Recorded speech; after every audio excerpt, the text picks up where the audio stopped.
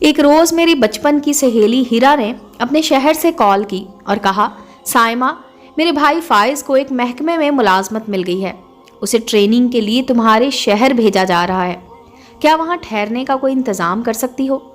میں نے ابو سے بات کی، وہ بولے، بیٹی ہمارا لڑکیوں والا گھر ہے، اپنے گھر میں کسی غیر نوجوان کو نہیں ٹھہرا سکتے، البتہ برابر میں زرینہ رہتی ہے، وہ اکیلی ہیں اور اچھی خاتون ہیں، میں ان سے بات کرتا ہوں۔ کچھ دن پہلے انہوں نے مجھ سے کہا تھا کہ انہیں پینگ گیسٹ کی ضرورت ہے، ان کا پورا مکان خالی پڑا ہے، وہ خود ایک کمرے میں رہتی ہیں، شاید بات بن جائے۔ زرینہ فرید ایک ادھیڑ عمر خاتون تھی، کافی عرصے سے تنہا رہ رہی تھی، مطلقہ تھیں، اولاد کوئی نہ تھی، صبح آفس چلی جاتی اور 2-3 بجے دوپہر تک لوٹ کر آ جاتی تھی۔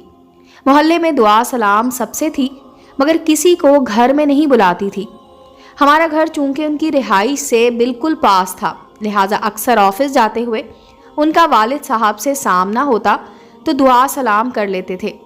والد نے زرینہ آنٹی سے بات کی، انہوں نے کہا، کیوں نہیں، آپ فائز صاحب کو میرے پاس بھیج دیں، اگر آپ کے مہمان مجھے مناسب لگے تو پینگ گیسٹ کے طور پر ایک کمرہ انہیں دے دوں گی۔ میں نے فون پر ہیرا کو آگاہ کر دیا اور پتہ بھی لکھوا دیا۔ اگلے روز شام کو اس کے بھائی ہمارے گھر آ گئے۔ والد میری سہیلی کے بھائی فائز کو لے کر آنٹی کے پاس گئے۔ انہوں نے والد صاحب اور فائز کو اپنے گھر کے ڈرائنگ روم میں بٹھا دیا اور چائے وغیرہ سے تواضع کی۔ والد نے فائز کا تعارف کرایا اور کہا کہ اس کے چال چلن کی میں ضمانت دیتا ہوں، اسے 6 ماہ کے لیے ایک کمرہ درکار ہے۔ زرینہ آنٹی نے 2-4 باتیں فائز سے پوچھیں اور پھر دونوں کے درمیان والد صاحب کی موجودگی میں معاملات طے ہو گئے کہ ناشتہ اور رات کا کھانا وہ مہیا کریں گی اور رہائش کے لیے کمرہ دیں گی، جس کی صفائی ستھرائی بھی ان کے ذمے ہوگی۔ کرائے کے علاوہ ناشتے اور کھانے کے اخراجات البتہ علیحدہ ہوں گے۔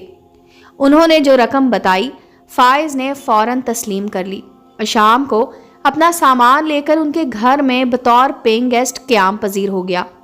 زرینہ آنٹی کی عمر 40 کے لگ بھگ تھی، قدرے فربا لیکن صورت شکل کی اچھی تھی، بااخلاق اور شفیق خاتون تھی، اپنے کام سے کام رکھتی تھی۔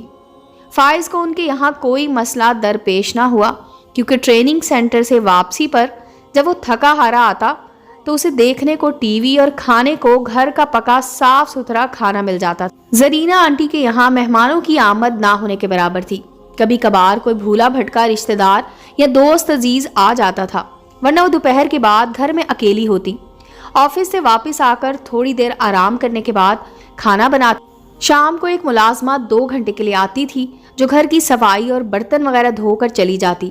شام کو جب فائز لوٹتا، اس کے کمرے میں میز پر کھانا رکھا ہوا ملتا، کھانا کھا کر وہ برتن باورچی خانے میں رکھ دیتا، اپنے کمرے میں موجود ٹی وی کو آن کرتا، تھوڑی دیر ٹی وی دیکھنے کے بعد سو جاتا۔ اتوار کے دن وہ اپنے کپڑے خود دھو لیتا اور دوپہر تک آرام کرتا۔ اکثر والد چھٹی کے دن اسے کھانے پر بلا لیتے، تب شام تک وہ میرے بھائی کے ساتھ ہمارے گھر کی بیٹھک میں گپ شپ کرتے اور رات کو سونے کے لیے زرینہ آنٹی کی عنایت کردہ کمرے میں چلا جاتا۔ وقت یوں ہی گزرتا رہا، یہاں تک کہ 5 ماہ گزر گئے۔ صبح سے بادل چھائے ہوئے تھے، شام کو بوندا باندی ہونے لگی اور پھر رات تک تیز بارش میں بدل گئی۔ زرینہ آنٹی اپنے بیڈ روم میں تھیں اور فائز بھی سونے کی تیاری کر رہا تھا۔ وہ اپنے بستر پر دراز ہو چکا تھا کہ اچانک اس کے کانوں میں کراہنے کی آواز سنائی دی۔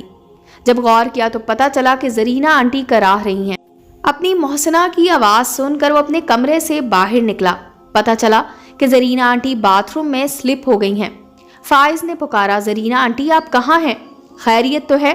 میں یہاں باتھ روم کے فرش پر پڑی ہوں، اٹھ نہیں سکتی، پلیز میری مدد کرو۔ جھجکتے ہوئے فائز باتھ روم کی طرف بڑھا، وہ فرش پر پڑی تھی۔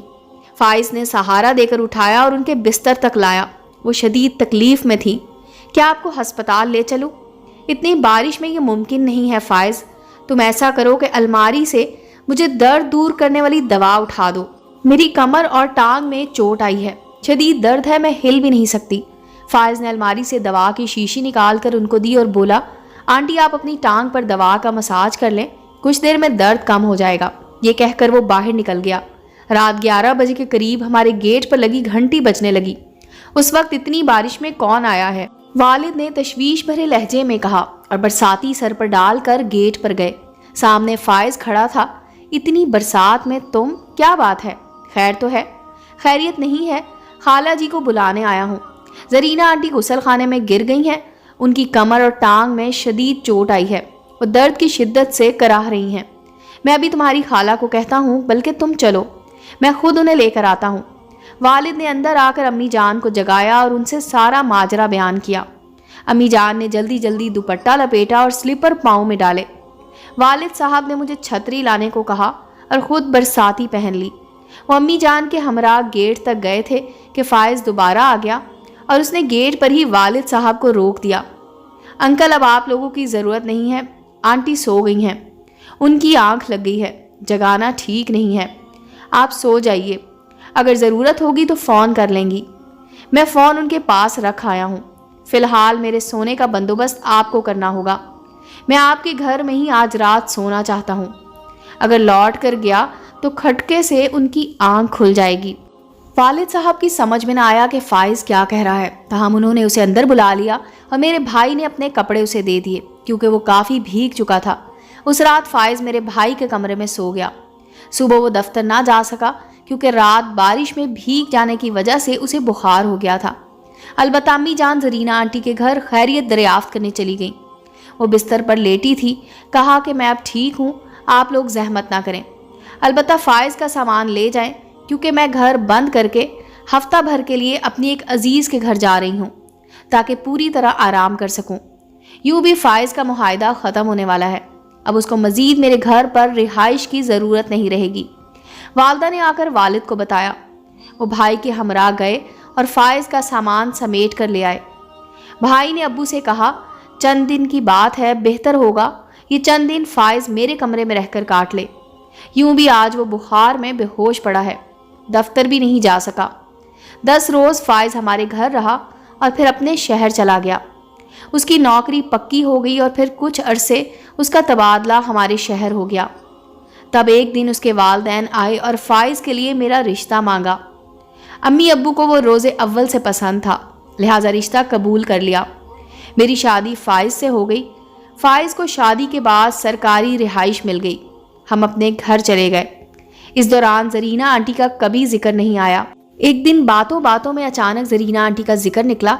मैंने कहा, वो खातून बहुत नेक हैं, उन्होंने आपको 6 माह अपने घर में रखा। अगर उस वक्त वो आपकी रिहाइश के लिए हामी ना भरती तो आपको कितनी मुश्किल होती। एक दिन हम दोनों उनके घर चलेंगे शुक्रिया अदा करने। कोई ज़रूरत नहीं है, फाइज ने कहा, वो इतनी नेक नहीं है जितनी नज़र आती हैं।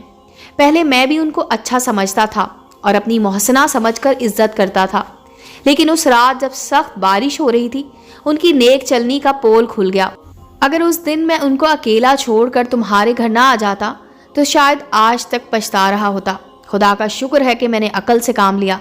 क्या कह रहे हैं आप फाइज? क्या उस रोज़ वो गिरी नहीं थी? गिरी ज़रूर थी, मगर चोट नहीं आई थी जिस कदर उन्होंने जाहिर किया था।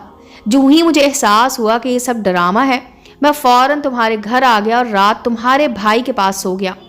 सुबह खफगी के बायस जरीना आंटी ने मेरा सामान भिजवा दिया और ख़ुद घर को ताला लगाकर चली गई। मेरा ख्याल है कभी किसी खातून के साथ तन्हा रिहाइश पजीर नहीं होना चाहिए, क्योंकि किसी लग्जिश की वजह से वो गुनाह के गड्ढे में गिर सकते हैं। देखो, शैतान अज़ल से इंसान का दुश्मन है। अब समझ में आया कि बावजूद मेरे वालिदैन के इसरार के जरीना आंटी क्यों हमारे यहाँ मेरी शादी की तकरीब में शिरकत करने नहीं आई थी।